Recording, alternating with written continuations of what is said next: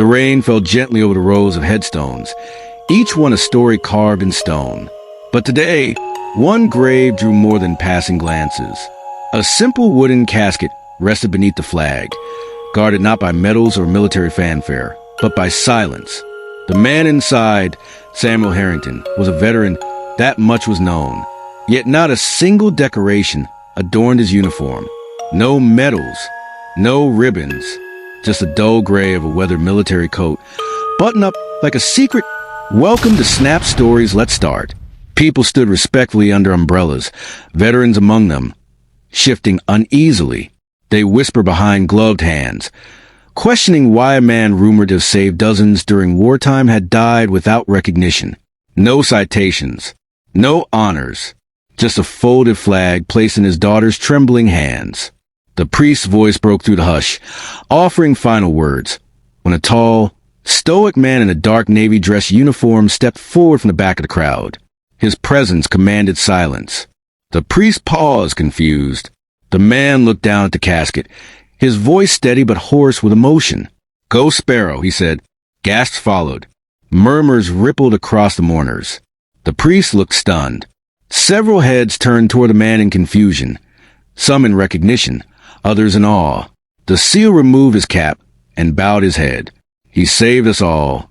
And just like that, the ceremony transformed.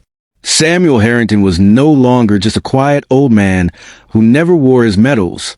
He was someone else entirely, someone whose true story had never been told.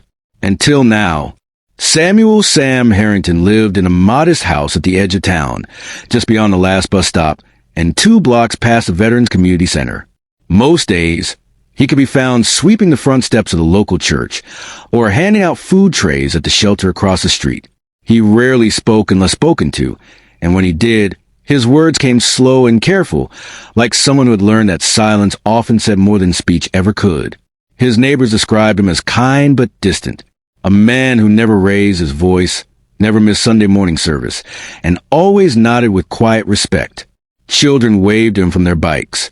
He'd tip his cap and smile faintly. But no one had ever seen inside his home, and no one dared ask about his past. What few knew, or only whispered, was that Sam had served in the military. Some said it was during a war that no longer made it into textbooks. Others said he was in special operations. But Sam never confirmed any of it. His house bore no signs of valor, no framed photographs, no plaques, just a faded American flag hanging in the front window, its colors sun-bleached to near white. Late at night, though, Sam would sometimes sit alone in his dimly lit living room, a small, worn-out wooden box resting in his lap. Inside were medals, silver stars, bronze stars, campaign ribbons, and a commendation few had ever seen in person. But he never displayed them, never even opened the box unless he was alone. Sometimes his hands would tremble as he touched the cold metal. Other times, he'd stare blankly, as if the box were a portal to a place he couldn't escape. In those moments, glimpses of the younger Sam emerged in his mind. Leading men through dense jungle, firelight reflecting off his dirt-smeared face, voices shouting, bullets screaming. Choices made in seconds that would echo for decades.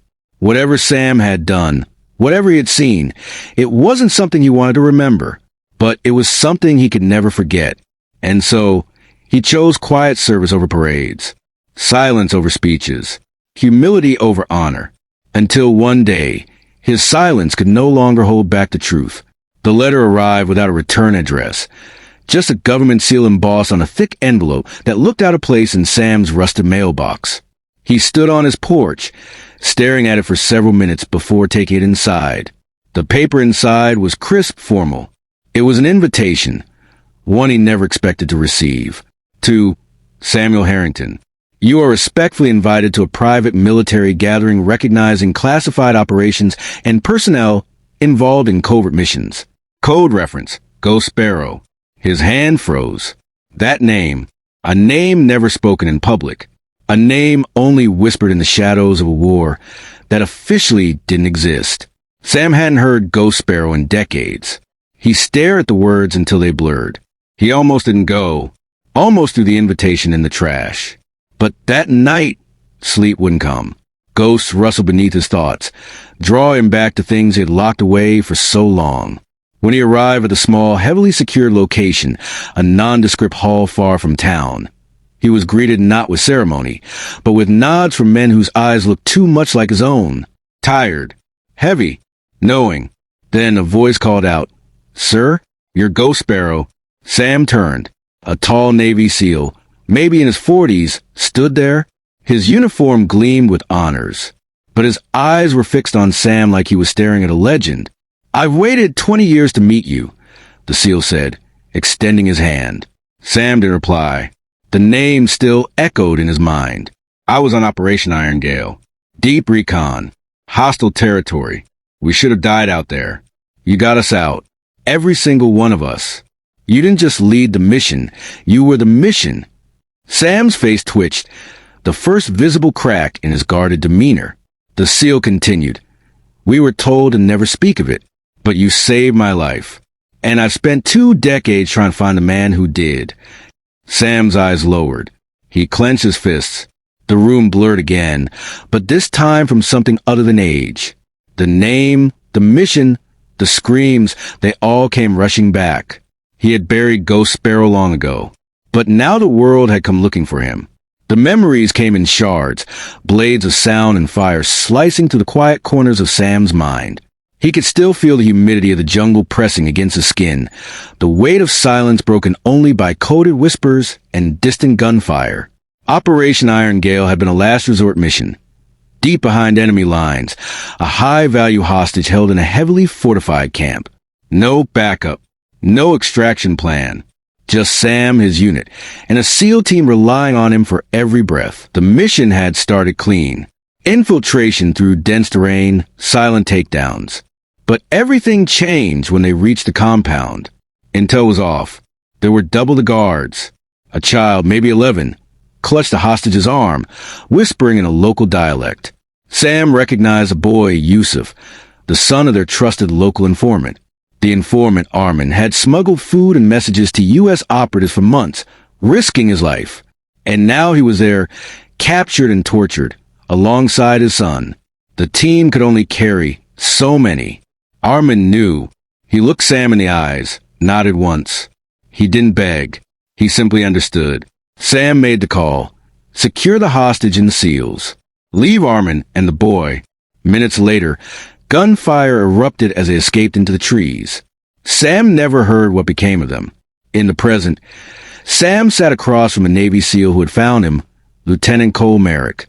Cole wasn't just grateful. He was relentless in his admiration. He had tracked down redacted files, dug through unofficial accounts, and cross-referenced field reports just to find a man he owed his life to. Sam barely spoke, but Cole kept coming back. Day after day. Lunches. Walks.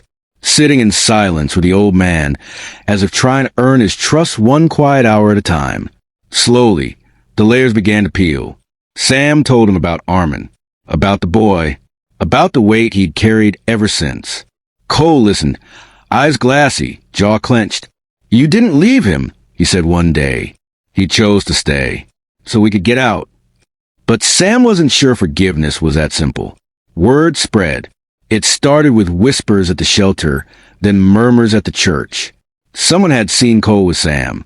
Someone else mentioned the name Ghost Sparrow. Then a local reporter showed up, curious about the reclusive man at the heart of an unspoken legend. Sam refused interviews. He didn't want to be a headline, but the story had momentum. The town's perception began to shift. People looked at him differently, more curious, more reverent. It made him uncomfortable. It also made him feel something he hadn't felt in years. Seen. And yet, every time someone asked, "Is it true?" he simply said, "No stories worth telling end in medals." Still, the ghost refused to let go. One morning, Sam boarded a bus with only a weathered photograph in his hand.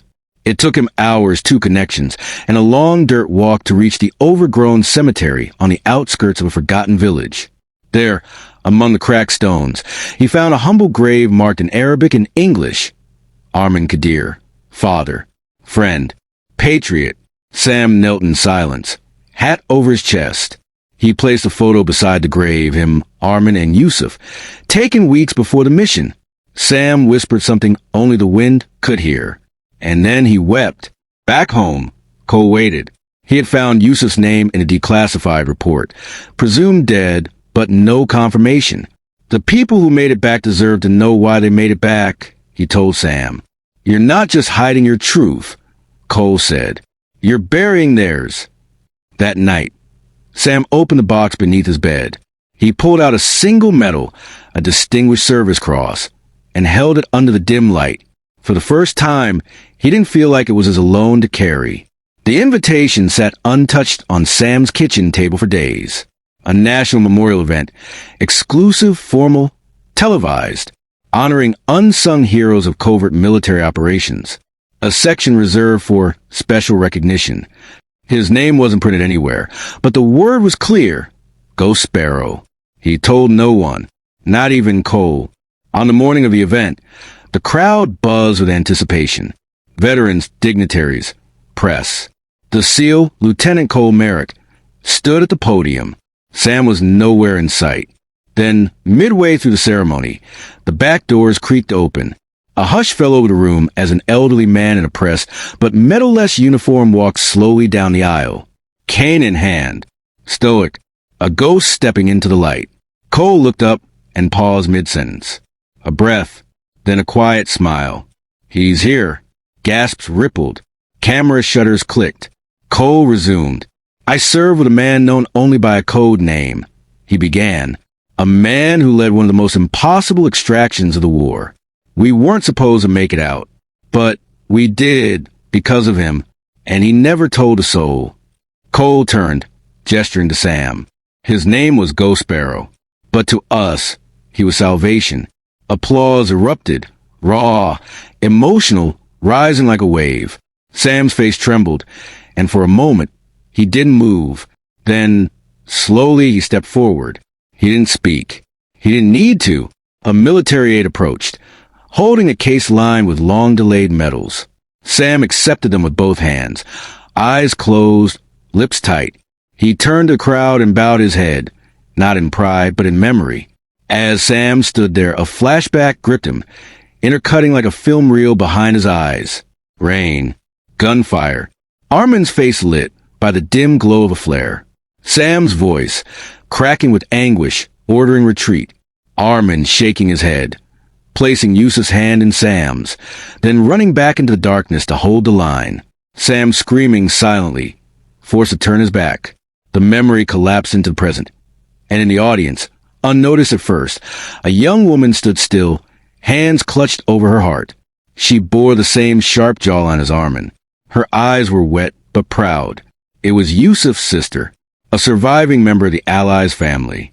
Their eyes met for a brief second. She gave a slight nod, a small, forgiving smile through her tears. Sam's lips parted, but he couldn't speak.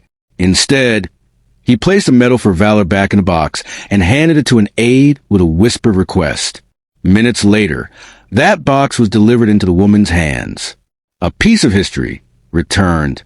A silent apology heard. In the weeks that followed the memorial event, Sam's mailbox filled with more than bills and silence. Letters arrived, some typed, others handwritten, each bearing words he never thought he'd live to hear. Thank you. You gave my son a chance to come home. My father spoke of a man who saved him. He always called you a ghost. Veterans who had stayed silent for years now shared their stories, each one another thread weaving to the tapestry of a mission long buried. Sam read every letter slowly, some more than once, sitting at the kitchen table with a cup of black coffee and tears he didn't hide anymore. One afternoon, Sam made a quiet trip to the neighboring city. There, in a modest apartment above a bakery, he met the woman who had stood in the crowd, the daughter of Armin, sister to Yusuf. Her name was Layla. They didn't talk much at first. She served him tea and sat beside him as the city's sounds murmured outside. I grew up hearing stories of what my father did, she said. How brave he was. But I never knew who made the call, who lived with it. Sam lowered his gaze. It was me. I know, she said gently. And I don't blame you. She reached into a drawer and pulled out the medal Sam had returned, now framed with a photo of Armin smiling beside Yusuf. My father made a choice, and I believe you honored it. For the first time in decades, Sam felt something begin to loosen in his chest. Back home, he stood in front of his blank living room wall. The medals remained in the box, except one. With steady hands, Sam hung a single medal, the Distinguished Service Cross. Not to boast, not for praise, but to remember. Neighbors still greet him, but now with deeper respect.